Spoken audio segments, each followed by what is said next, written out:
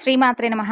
అందరికీ అమ్మవారి ఆశీస్సులు ఉండాలని మనస్ఫూర్తిగా ఆ అమ్మను వేడుకుంటూ, హోళికా పౌర్ణమి అలాగే లక్ష్మీ జయంతి పరమ పవిత్రమైనటువంటి ఈ రోజున తప్పకుండా వినవలసినటువంటి కథలను గురించి తెలుసుకొని అమ్మవారి అనుగ్రహాన్ని పొందుదాం. కాముని పూర్ణిమ ఈ హోలీ. హోలీ అంటే రంగులు చల్లుకునేటటువంటి పండుగ కాదు, ప్రస్తుత కాలంలో రంగుల పండుగగా స్థిరపడింది. ఈ పండుగ మహాభారత కాలం నుండే వాడుకలో ఉంది. హోళిక అనే ఒక స్త్రీ రాక్షస దేవత. ఈవిడ బ్రహ్మదేవుడిచే సృష్టింపబడినటువంటి రావణ బ్రహ్మ సోదరి. ఈ హోళికను అందరూ కూడా దేవతగా కులదైవంగా పూజించేవారు. సంతానం లేనివారు ఈమెను పూజిస్తే సంతానవంతులవుతారు. దీనికి సంబంధించినటువంటి ఒక కథ ఉంది. అదేమిటో ఇప్పుడు మనం తెలుసుకుందాం. మహాభారత కాలంలో బృహద్రథుడు అనే ఒక రాజు ఉండేవాడు. ఆ రాజుకు 2 భార్యలు. వారికి సంతానం లేకపోవడం వలన హోళికను పూజించమని చెప్పారట. అయితే వారు హోళికా రాక్షస బొమ్మను గోడపై చిత్రించుకొని పూజలు చేశారు. వారు చేసినటువంటి పూజలు ఫలించి వారికి ఒక పండు లభిస్తుంది. 2 భార్యలు ఉన్నారు కాబట్టి వారు ఆ పండును 2 భాగాలుగా చేసి దానిని భుజిస్తారు. ఇక ఆ విధంగా సగం సగం శరీర భాగాలతో వారికి శిశువులు కలుగుతారు. వారలా శిశువులను చూసి తట్టుకోలేక ఆ 2 శరీర భాగాలను సంధి చేసి అంటే అతికించి ఒక ఆకారంగా చేస్తారు. ఆ శరీరమే జరాసంధుడు. ఈ హోలీ పండుగను సత్యయుగం నుండి జరుపుకుంటున్నట్లు పురాణాలు తెలియజేస్తున్నాయి. హోలీ అంటే అగ్ని పునీత అని అర్థం. ఈ పండుగ ప్రతి సంవత్సరం కూడా ఫాల్గుణ మాసం పౌర్ణమి రోజున వస్తుంది. కాబట్టి ఈ పండుగను హోలీ పౌర్ణమి, కాముని పున్నమి అని పిలుస్తారు. హోలీ అంటే అసలు తత్వం మర్చిపోయి కాలానుగుణంగా రంగుల పండుగగా జరుపుకునేటటువంటి ఆనవాయితీగా ప్రజలందరూ కూడా అలవాటు పడ్డారు. కానీ భారతీయ సాంప్రదాయంలో అసలు తత్వం ఏమిటో తెలుసుకుందాం. దీనికి పురాణాల ప్రకారం ఒక కథ ప్రచారంలో ఉంది. హిరణ్యకశిపుడు రాక్షసరాజు. అతని కుమారుడు ప్రహ్లాదుడు. అతన్ని విద్య కోసమై ఆచార్యుల వద్దకు పంపిస్తాడు హిరణ్యకశిపుడు. కానీ అక్కడ ప్రహ్లాదుడు హరినామస్మరణతోనే తన తోటి విద్యార్థులతో విద్యను అభ్యసిస్తూ హరిభక్తిలో లీనమై ఉంటాడు.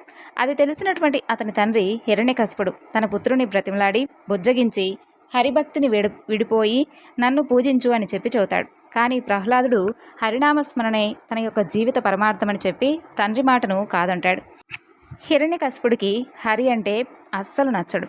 కాబట్టి హరిని సేవించేటటువంటి తన కుమారుణ్ణి తన యొక్క శత్రువుగా భావించి ప్రహ్లాదుణ్ణి అంతమొందించాలని చెప్పి తన సేవకులను పిలిచి ఆ పిల్లవాడిని వారికి అప్పగించి ఏనుగులతో తొక్కించడం, లోయలో పడవేయడం, పాములతో కరిపించడం చేయిస్తాడు. కానీ ఆ సమయంలో కూడా హరిభక్తి వేడక నారాయణ అంటూ నామస్మరణ చేస్తూ ఉంటాడు ప్రహ్లాదుడు.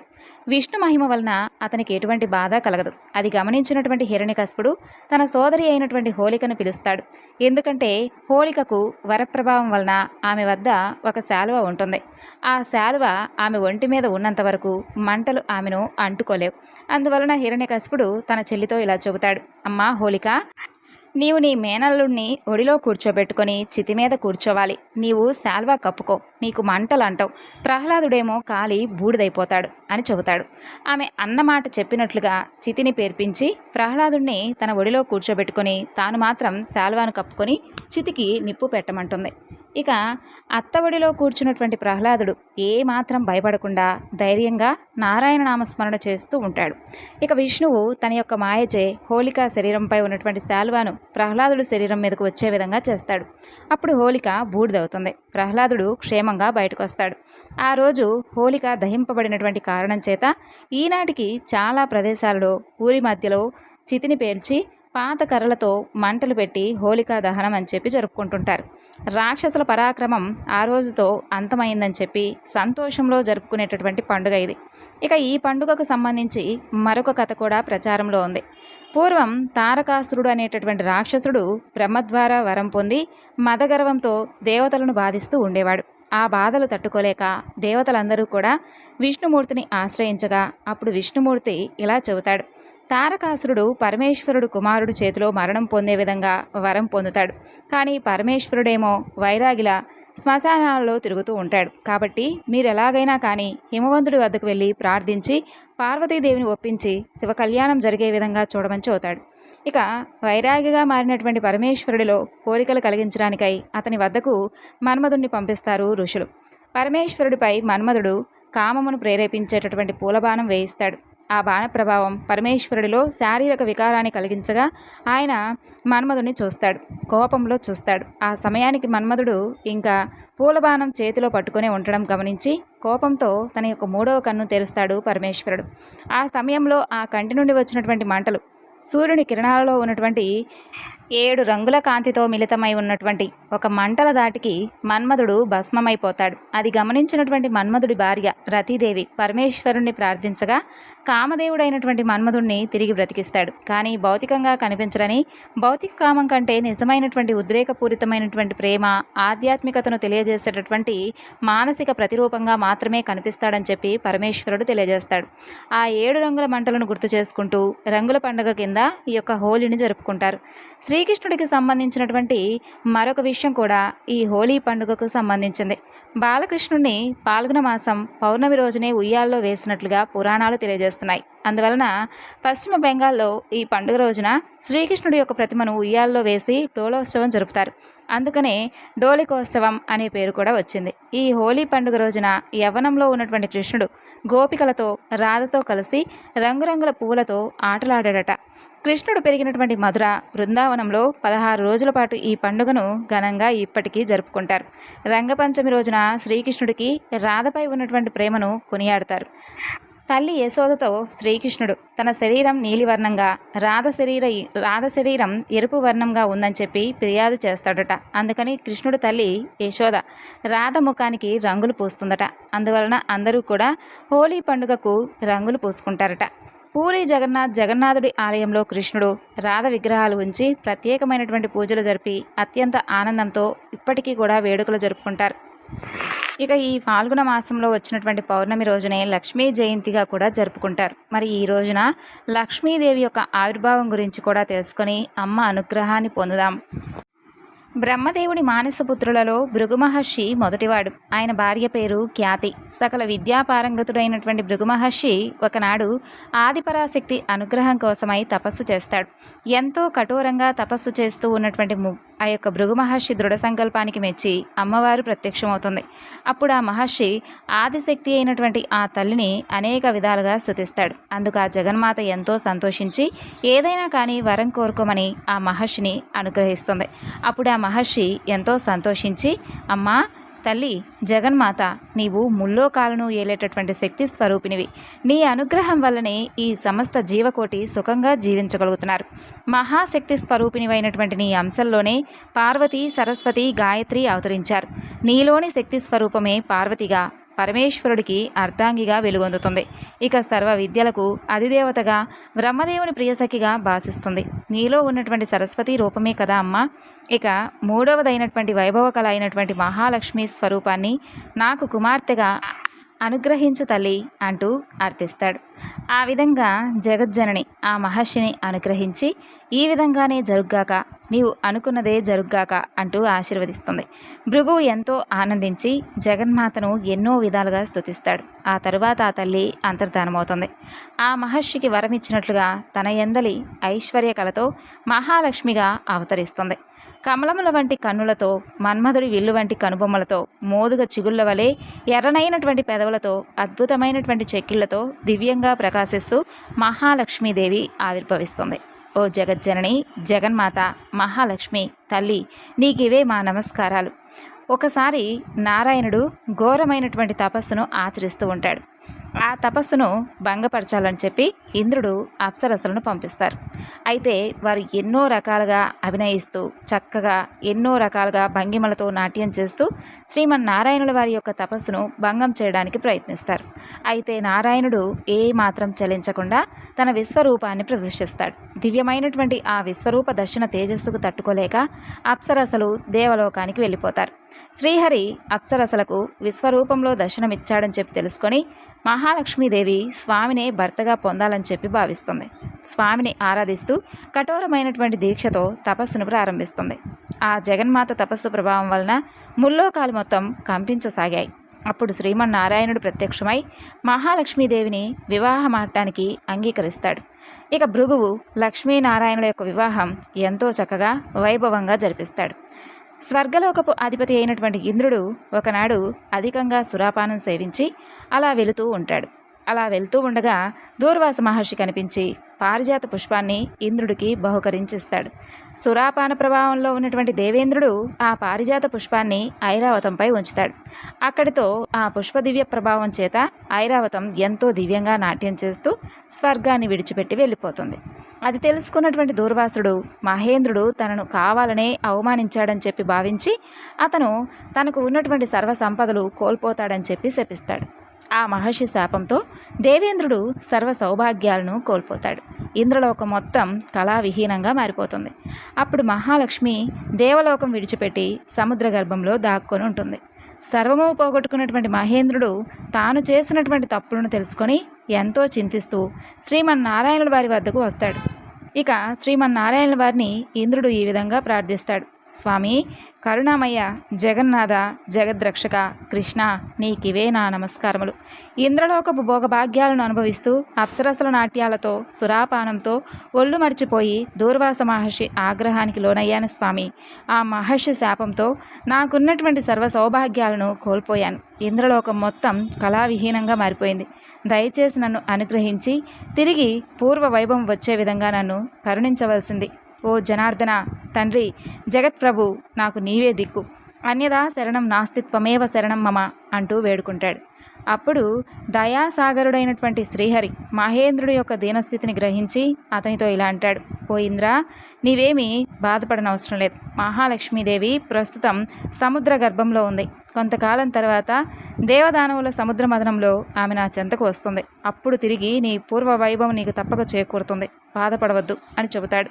దేవేంద్రుడు శ్రీహరికి నమస్కరించి సెలవు తీసుకుని ఇంద్రలోకానికి వెళ్ళిపోతాడు. అలా కొంతకాలానికి దేవదానవులు అమృతం కోసమై సముద్రాన్ని చిలకడానికి సంకల్పిస్తారు. వారందరూ కలిసి శ్రీహరి వద్దకు వచ్చి సముద్ర మదనంలో తమకు సహకరించవలసిందిగా అర్థిస్తారు. శ్రీహరి వారితో సర్పరాజైనటువంటి వాసుకుని తోడుగా చేసుకుని మందర పర్వతంతో సముద్రాన్ని చిలకమని చెబుతాడు. దేవదానవులు ఆ విధంగానే చేసి సముద్ర మదనాన్ని ప్రారంభిస్తారు. అప్పుడు సముద్రం నుండి దివ్య తేజస్సుతో ప్రకాశిస్తూ కామధేనువు ఉద్భవిస్తుంది. కామధేనువును వశిష్ఠ మహర్షుల వారు స్వీకరిస్తారు. తరువాత సముద్రం నుండి దివ్యాశ్వం అవతరిస్తుంది. దానిని బలి చక్రవర్తి స్వీకరిస్తాడు. దేవదానవులిద్దరూ కూడా ఇంకా తీవ్రంగా సముద్రాన్ని మదిస్తూ ఉండగా అందులో నుండి ఐరావతం, కల్పవృక్షం, పారిజాతం ఉద్భవిస్తాయి. వాటిని మహేంద్రుడు తీసుకుంటాడు. తర్వాత ఒక్కసారిగా వాతావరణం మొత్తం చల్లగా మారిపోతుంది. సుగంధమైనటువంటి పరిమళాలతో గాలి చల్లగా వీస్తుంది. దేవకన్యలందరూ కూడా అద్భుతంగా గానం చేస్తూ ఉంటారు. ఆ శుభ సమయంలో సముద్ర గర్భం నుండి దివ్య తేజస్సుతో వెళ్ళిపోతూ మహాలక్ష్మీదేవి ఆవిర్భవిస్తుంది. ఆమె సౌందర్యానికి దేవదానవులందరూ కూడా ఆశ్చర్యపోతారు. ఎవ్వరి నోట మాట రాదు. అప్పుడు క్షీరసముద్రరాజు తనయ మహావిష్ణువును సమీపించి స్వామివారి మెడలో పుష్పమాల వేస్తుంది. శ్రీహరి మహాలక్ష్మీదేవిని అర్ధాంగిగా స్వీకరిస్తాడు. ఇక బ్రహ్మాది దేవతలందరూ కూడా ఎంతో సంతోషిస్తారు. ఆకాశం నుండి పుష్పవర్షాన్ని కురిపిస్తారు. లక్ష్మీనారాయణను దర్శించిన వారందరి భాగ్యం కూడా ఇక ఏమని చెప్పడానికి శక్యం కూడా లేదు. సర్వజీవుల హృదయాంతరాలలో అంతర్యామి స్వరూపంలో ఉంటూ సర్వజీవుల శుభాన్ని సుఖాన్ని చూసే నారాయణుడు, సర్వజీవకోటిని ఆప్యాయంగా అనురాగంతో అనుగ్రహించే జగన్మాత మహాలక్ష్మీదేవుల యొక్క దర్శన భాగ్యంతో అందరూ కూడా ఎంతో సంతోషిస్తారు. ఈ విధంగా మహాలక్ష్మీదేవి యొక్క ఆవిర్భావం జరుగుతుంది. ఇంకా పౌర్ణమి నాడు తప్పకుండా వినవలసినటువంటి సత్యనారాయణ స్వామివారి యొక్క వ్రతగతుల గురించి తెలుసుకొని స్వామివారి అనుగ్రహాన్ని కూడా పొందుదాం. ఒకనాడు శౌనకాది మహామునులందరూ కూడా నైమిషారణ్యంకు వెళ్ళి అక్కడ ఉన్నటువంటి సూత మహాముని దర్శించుకుంటారు. వారాయనతో, స్వామి, సకల ఐశ్వర్యాలను, పుత్ర పౌత్రాభివృద్ధిని, మోక్షాన్ని కలిగించే వ్రతం ఏదైనా ఉంటే తెలియజేయండి అని అడుగుతారు. అప్పుడు సూత మహాముని, ఓ శౌనకాది మహాములారా, పూర్వం ఇదే ప్రశ్న నారదుల వారు విష్ణుమూర్తిని అడిగారు. ఆ విశేషాల గురించి ఇప్పుడు మీకు చెబుతున్నాను, శ్రద్ధగా వినండి అంటారు. పూర్వం యోగీశ్వరుడైనటువంటి నారద మహాముని లోకక్షేమం గురించి సకల లోకాలు తిరుగుతాడు. అన్ని చోట్ల అందరూ కూడా సంతోషంగానే ఉంటారు. కానీ భూప్రపంచమైనటువంటి మనుష్యలోకంలో మాత్రం అందరూ ఏదో ఒక రకమైనటువంటి బాధలు పడటం గమనిస్తాడు. అయితే ఆ దుఃఖం మనసుకు సంబంధించింది కావచ్చు, శరీరానికి సంబంధించిందే కావచ్చు, లేదా ధనధాన్యాల కోసం కావచ్చు. అయితే కారణం ఏదైనప్పటికీ దుఃఖ శాతం చాలా ఎక్కువగా కనిపిస్తుంది. అయితే అది చూసినటువంటి నారద మహాముని చాలా విచారించి అందుకు తక్షణ కర్తవ్యం కోసమై సరాసరి శ్రీ మహావిష్ణువు దగ్గరకు వెళ్తాడు. అక్కడ నిర్మలమైనటువంటి శరీర కాంతితో 4 చేతులతో శంఖచక్ర గదా పద్మాలను కలిగి సర్వాలంకృతుడైనటువంటి శ్రీ మహావిష్ణువును దర్శించి భక్తితో స్వామిని పూజించి, ఓ పరమేశ్వర, నీవు అపరిమితమైనటువంటి శక్తి కలవాడవు స్వామి, మరి సర్వలోకాలకు కూడా మేలు చేయగలిగిన వాడవు, భక్తుల కోరికలను తీర్చగలిగేవాడవు అని చెప్పి చాలా ఎక్కువగా స్వామివారిని భక్తి శ్రద్ధలతో పూజించడమే కాకుండా స్వామిని స్తుతిస్తాడు. ఇక శ్రీ మహావిష్ణువు ఇలా అంటాడు, భక్త, అసలు ఇంతకీ ఏమిటి నీ కోరిక అని అడుగుతాడు. దానికి నారద మహాముని, ఓ భగవంతుడా, మానవ లోకంలో ప్రతి ఒక్కరూ కూడా ఏదో ఒక విధంగా బాధపడుతూ ఉన్నారు. ఒక్కరు కూడా సంతోషంగా నాకైతే కనిపించలేదు స్వామి. వాళ్ళ కష్టాలు తీరే మార్గమే లేదా? అసలు తమరు తలుచుకోవాలే కానీ వారికి తరుణోపాయం చూపించలేరా? నా మీద మీకు ఏమాత్రం దయ ఉన్నా వాళ్ళ మీదకు ఆ కృపారసాన్ని విస్తరించండి అని అడుగుతాడు.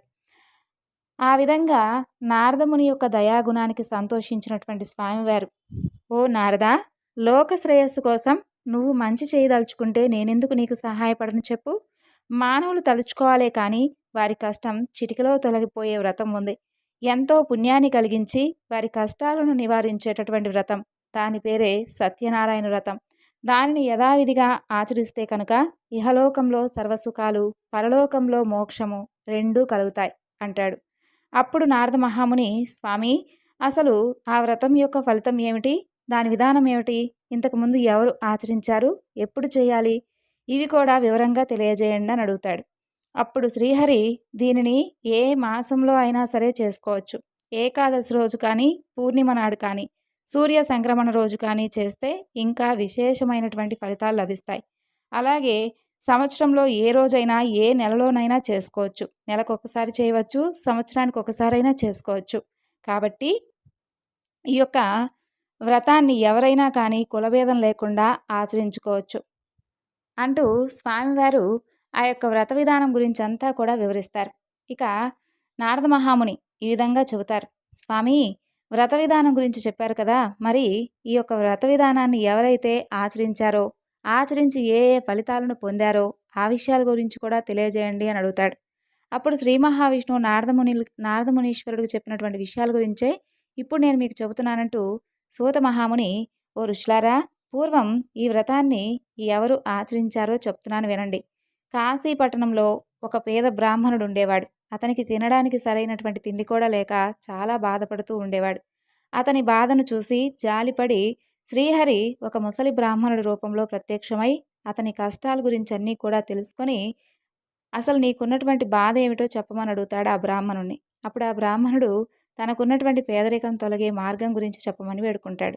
దానికి శ్రీహరి, సత్యనారాయణుడు అనేటటువంటి పేరు కలిగిన విష్ణువును పూజిస్తే సకల కోరికలు తీరుస్తాడు, సమస్త దుఃఖాలు తొలగిస్తాడు.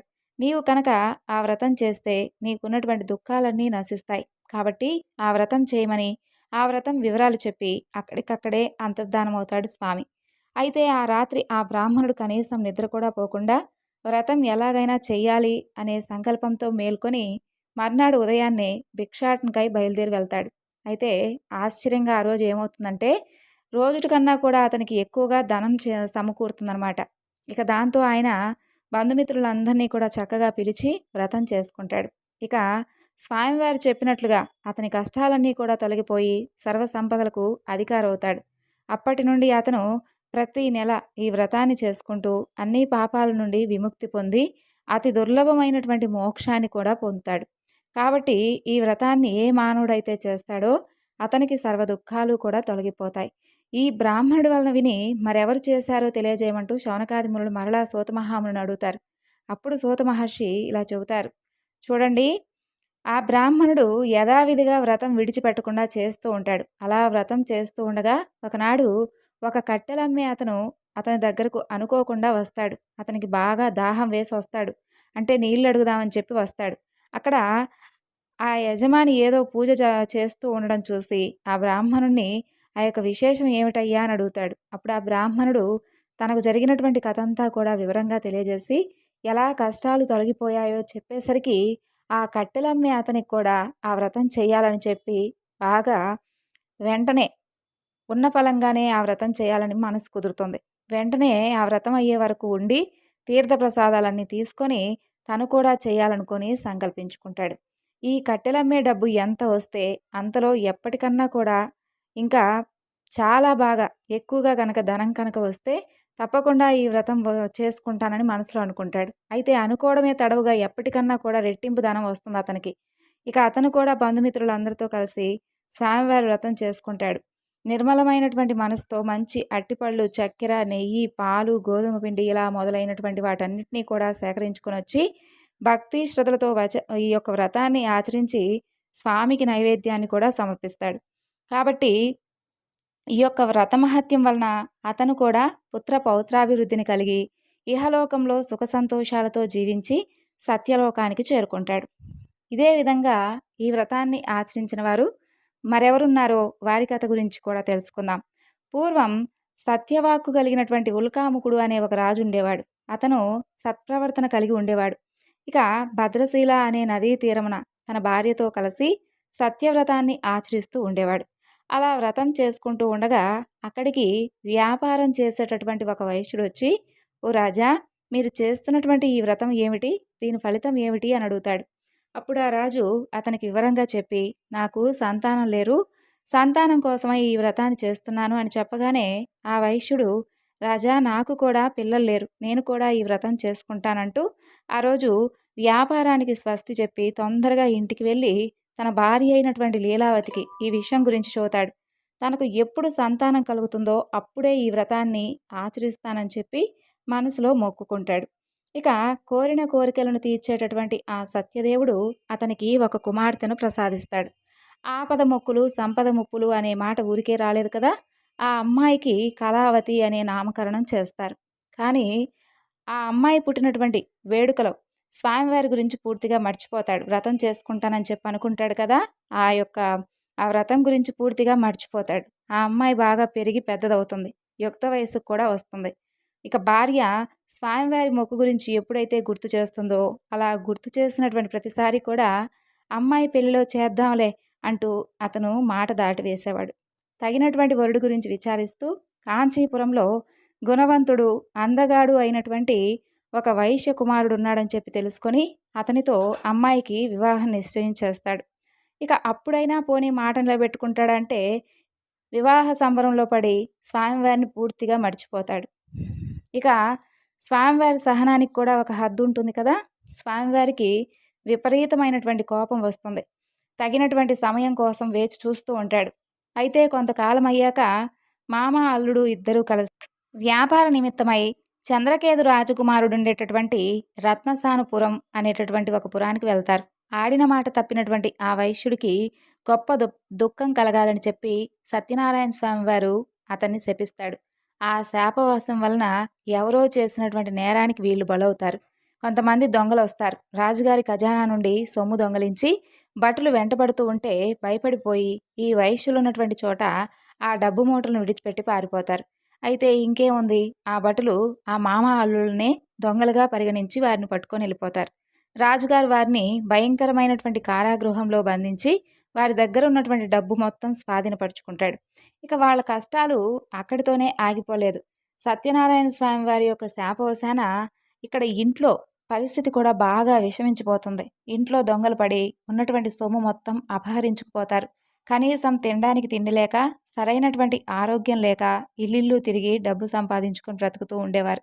అలా తిరుగుతూ ఉండగా కళావతి ఒకనాడు ఒకరింట్లో సత్యనారాయణ స్వామి వారి యొక్క వ్రతం చేస్తూ ఉంటే చూసి చివరి వరకు అక్కడే ఉండి తీర్థ ప్రసాదాలు తీసుకొని ఇంటికి వస్తుంది. అయితే ఆలస్యంగా ఇంటికి చేరినటువంటి తన కూతుర్ను ముందు విషయం తెలుసుకోకుండా నానా దుర్భాషలాడుతుంది తల్లి. ఆ తర్వాత విషయం తెలుసుకొని తన తప్పును తెలుసుకుంటుంది. అంతేకాకుండా తాము మర్చిపోయినటువంటి సత్యదేవుని యొక్క వ్రతం ఇప్పటికైనా ఎలాగైనా చెయ్యాలని చెప్పి నిశ్చయించుకొని భర్త అల్లుడి రాక కోసం ఆగకుండా వెంటనే బంధుమిత్రులందరితో కూడా కూడి స్వామివారి వ్రతాన్ని నిష్ఠగా చేసి భక్తిగా దేవుణ్ణి వేడుకుంటుంది. తన భర్తను అల్లుడిని క్షేమంగా ఇంటికి చేర్చమని చెప్పి కోరుకుంటుంది. పశ్చాత్తాపానికి మించినటువంటి శిక్ష లేదు కాబట్టి లీలావతి పశ్చాత్తాపానికి అలాగే భక్తి శ్రద్ధలకు కరిగిపోయినటువంటి సత్యదేవుడు వెంటనే అందుకు తగినటువంటి చర్య తీసుకుంటాడు. ఇక చంద్రకేతు మహారాజు కలలో కనిపించి ఆ వైశ్యులు అమాయకులని వారిని విడుదల చేసి వాళ్ళ డబ్బులు వాళ్ళకిమ్మంటూ అలా చేయనటువంటి పక్షంలో అతనికి రాజ్య నష్టం పుత్రశోకం, ధన నష్టం కలుగుతాయని చెప్తాడు. ఇక సత్యదేవుడు కోరిన రీతిగానే ఆ రాజుగారు మర్నాడు నిండు కొలువులో తన స్వప్న వృత్తాంతం అంతా చెప్పి ఆ వైశ్యులను చెర నుండి విడిపిస్తాడు. ఇక ఆ వైశ్యులకు భయం లేదని చెప్పి దైవవశం వలన ఈ దుఃఖం కలిగిందని చెప్పి వారికి స్నానపానాదులు చేయించి మంచి బట్టలిచ్చి వారికి రెట్టింపు డబ్బిచ్చి వెళ్ళిరమ్మంటూ ఆశీర్వదించి పంపిస్తాడు. ఇక రాజుగారి వద్ద సెలవు తీసుకొని ఆ వైశ్యులు తమ ఊరికి తిరుగు ప్రయాణం చేస్తూ ఉంటారు.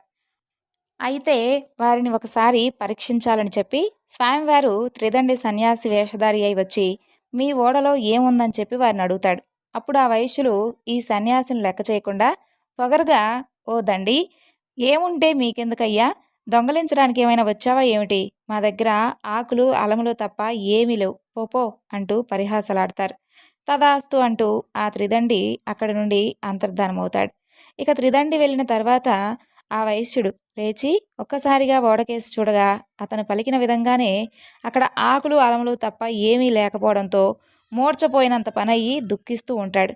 ఇక అల్లుడు వెంటనే, మామా, ఇదంతా కూడా ఆ త్రిదండి శాపమే, ఆయన చూస్తే సర్వశక్తి సంపన్నుడుగా ఉన్నాడు, ఎలాగైనా కానీ అతని వద్దకు వెళ్ళి మనం ఎలాగైనా సరే తప్పైపోయిందని చెప్పి వేడుకుందాం పదా అని చెప్పి అంటాడు. అలా మామ అల్లుడు ఇద్దరూ కలిసి త్రిదండిని వెతుకుతూ వెళ్ళి ఆయన చూసి సవినయంగా ఆయన ముందు మోకరిల్లి, స్వామి, ఏదో తెలియక చేసినటువంటి అపరాధం కాబట్టి మన్నించండి అంటూ పదే పదే వేడుకుంటారు. అప్పుడు ఆ త్రిదండి, బాధపడకండి, చూడు, నీవు నీ మాటను ఉల్లంఘించావు, నా పూజకు విముఖుడవయ్యావు, అందుకే నీకు మాటి మాటికి ఈ విధంగా దుఃఖం కలుగుతోంది అని చెబుతాడు. అప్పుడు జ్ఞానోదయమైనటువంటి ఆ వైశ్యుడు వెంటనే భగవంతుణ్ణి ఇలా కీర్తిస్తాడు. ఓ నారాయణమూర్తి, బ్రహ్మాది సమస్త దేవతలే మాయామోహితులై ఒక్కొక్కసారి నీ గొప్పతనాన్ని గుర్తించలేరు కదా, మరి మూఢుడనైనటువంటి నేను ఎలా తెలుసుకోగలను స్వామి, కాబట్టి నాపైన ఆగ్రహించకుండా ప్రసన్నుడు కమ్ము, నా శక్తి కొలది నిన్ను తప్పకుండా నేను ప్రార్థిస్తాను స్వామి, నాకు నా ధనం తిరిగి ప్రసాదించండి అంటూ ప్రార్థిస్తాడు. అప్పుడు స్వామివారి ప్రసన్నుడై ఆ దేవదేవుడు వారి కోరికను నెరవేరుస్తాడు. మరలా ధనంతో నిండినటువంటి ఓడతో తిరుగు ప్రయాణం కడతారు మామ అల్లుళ్ళు. ఇక తన ఊరు సమీపించగానే వాళ్ళు వస్తున్నటువంటి వార్త చెప్పమంటూ తన ముఖ్య భటుడిని పంపిస్తాడు. అదే సమయంలో అక్కడ కళావతి, లీలావతి సత్యనారాయణ స్వామి వారి యొక్క పూజలు చేస్తూ ఉంటారు. అది చివరి వరకు వచ్చి ఉంటుంది పూజ. ఆ సంతోషకరమైనటువంటి వార్త విన్న వెంటనే తల్లి పూజను ముగించుకొని కళావతిని రమ్మంటూ తాను ముందుగా వెళ్తుంది. ఇక భర్త క్షేమంగా వచ్చాడనేటటువంటి సంతోషంతో కళావతి కనీసం తీర్థ ప్రసాదాలు కూడా తీసుకోకుండా ఒడ్డుకు పరిగెడుతూ వస్తుంది. అది చూసి మరలా స్వామివారికి విపరీతమైనటువంటి కోపం వస్తుంది. వైశ్యుడు ఓడ దిగగానే అల్లుడు ధనంతో ఉన్నటువంటి ఓడ కాస్త మునిగిపోయేలా చేస్తాడు. ఇక కళావతి భర్త కనిపించకపోవడంతో చాలా దుఃఖిస్తూ ఉంటుంది. ఆమె దురావస్థ చూసి తండ్రి, బంధువులు అందరూ కూడా బాధపడుతూ ఉంటారు. లీలావతి భర్తను చూసి, ఓ స్వామి, ఇదంతా కూడా భగవంతుడి యొక్క లీల కదా, కాబట్టి స్వామివారి మాయేను, ఆ స్వామివారి యొక్క మాయను తెలుసుకునేటటువంటి శక్తి ఎవరికీ లేదని చెప్పి విలపిస్తూ ఉంటుంది. ఇక కళావతి తన భర్తతో సహా సహగమనం చేయాలని చెప్పి అందుకు ఉద్యుక్తురాలవుతుంది. ఆ వైశ్యుడు తన శక్తి కొలది సత్యదేవుని పూజ చేస్తానని చెప్పి స్వామివారిని తలుచుకోగానే పదే పదే సాష్టాంగ నమస్కారం చేస్తూ ఉంటాడు. అప్పుడు సత్యదేవుడు వైశ్యుని యొక్క భక్తి విధేయతలను చూసి ప్రసన్నుడై అశరీరవాణిగా ఇలా పలుకుతాడు. సాధు, నీ కుమార్తె నా ప్రసాదాన్ని కూడా తినకుండా భర్తను చూడాలని చెప్పి పరిగెడుతూ వచ్చింది పూజ మధ్యలోనే ఆపేసి, అందుకే ఈ విధంగా జరిగింది. ఇప్పుడు ఒకసారి ఇంటికి వెళ్ళి ప్రసాదం కనుక తిని వస్తే అంతా మరలా సవ్యంగా జరుగుతుంది అని చెబుతాడు. ఇక కళావతి అదే విధంగా చేస్తుంది. ఆమె భర్త చక్కగా నవ్వుతూ ఒడ్డుకు చేరుకుంటాడు. అక్కడికక్కడే అప్పటికప్పుడే ఆ వైశ్యుడు స్వామివారికి పూజ చేసి ఆ తర్వాత ఇంటికి వెళ్తాడు. అప్పటి నుండి ప్రతి పూర్ణిమకు, సంక్రాంతికి, ఏకాదశికి ఈ వ్రతాన్ని ఆచరిస్తూ ఇహపర సుఖాలను పొందుతాడు. అలాగే ఇప్పుడు ఈ వ్రతాన్ని ఆచరించినటువంటి మరొకరి గురించి తెలుసుకుందాం. ప్రజారంజకంగా పరిపాలించేటటువంటి ఒక రాజు, తుంగధ్వజుడు అనే ఒక రాజు ఉండేవాడు. అతను ఒకనాడు వేటకు వెళ్ళి బాగా అలసిపోయి ఒక చెట్టు కింద సేద తీరుతూ ఉంటాడు. అయితే అదే చెట్టు వద్ద కొంతమంది గోపబాలకులు ఎంతో భక్తి శ్రద్ధలతో సత్యనారాయణ స్వామి వారి యొక్క పూజను చేసి ఆ తరువాత రాజుగారికి భక్తి శ్రద్ధలతో స్వామివారి ప్రసాదాన్ని తీసుకొని వచ్చేస్తారు. అయితే వారు తక్కువ కులస్తులని చెప్పి వారిచ్చినటువంటి ప్రసాదం భుజించడం ఇష్టం లేక ఆ రాజు అది తినకుండానే తన రాజ్యానికి వెళ్ళిపోతాడు. అతని ధిక్కారానికి, అతనికి ఉన్నటువంటి అహంకారానికి శిక్షగా అతనికి ఉన్నటువంటి 9 కొడుకులు మరణిస్తారు. ధనధాన్యాలు అన్నీ నశించిపోతాయి. ఇక ఆ రాజు తన సత్యదేవుని లెక్క చేయకపోవడం వల్లనే ఈ విధంగా జరిగిందని చెప్పి తెలుసుకొని ఆ యొక్క గోపబాలకుల దగ్గరికి వెళ్ళి వాడితో కలిసి స్వామివారి పూజను చేస్తాడు. అప్పుడు అతని 9 కొడుకులను, ధనధాన్యాలను మరలా తిరిగి పొందుతాడు. కాబట్టి ఓ శౌనకాది మహామునులారా, చూసారా, విన్నారా? ఎవరైతే దుర్లభమైనటువంటి ఈ సత్యనారాయణ స్వామి వారి యొక్క పూజను ఆచరిస్తారో వారు సత్యదేవుని యొక్క కృప వలన ధనధాన్యాలు పొందుతారు, ఇహలోక సౌఖ్యాలను పొందుతారు.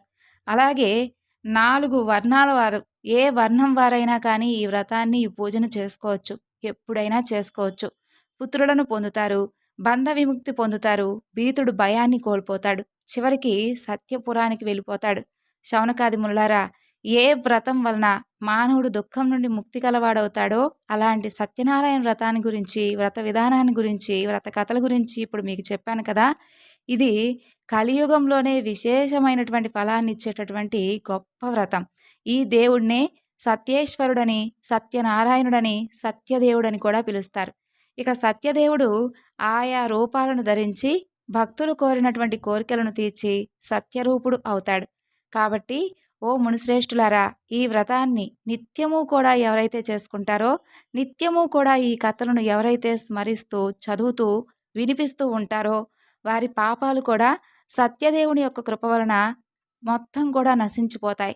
శౌనకాది మహామునులందరికీ కూడా సత్యనారాయణ స్వామి వారి యొక్క వ్రత విధానం గురించి, అలాగే స్వామివారి యొక్క కథల గురించి పూర్తిగా వివరిస్తారు సూత మహాముని. ఇక ఈ వ్రత విధానాన్ని, కథల గురించి తెలుసుకొని శౌనకాది మహామునులందరూ కూడా ఎంతో సంతోషించి సూత మహామునికి వేవెల్ల ధన్యవాదాలు తెలియజేసుకొని, స్వామి, ఇది మా అదృష్టం కాబట్టే మేము సత్యనారాయణ స్వామి వారి యొక్క వ్రత కథలను మీ ద్వారా తెలుసుకోవడం జరిగింది. ఇదంతా కూడా స్వామివారి యొక్క సంకల్పమే అనుకుంటూ ఎంతో సంతోషిస్తారు.